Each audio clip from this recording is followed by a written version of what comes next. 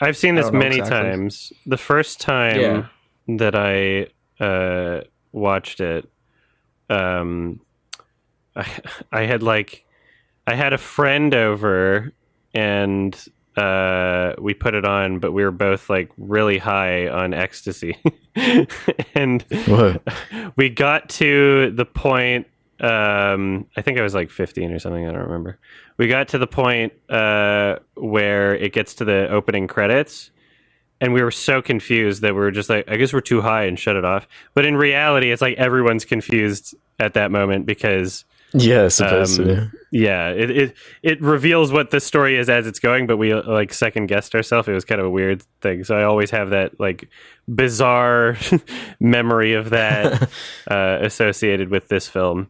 Um, I would also like to say this is like one of the best films ever for portraying high people, the way it's performed and the way it's written, and like the beats of what's happening with the characters. Mark Ruffalo is like talking about his like, you know, gloating over his like social justice attitude, and then Kirsten Dunst is immediately like, yeah, that's so great, and then he realizes, oh, she's talking about, what was his name? Like Richard? I don't remember the character's name. Tom Wilkinson's character, the doctor.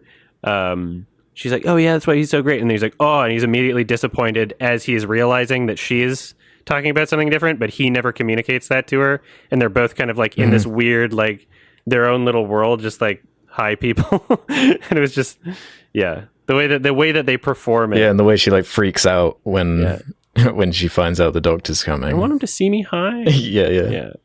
Yeah, it's so good. I'm hungry. Yeah. I like all the dream stuff too.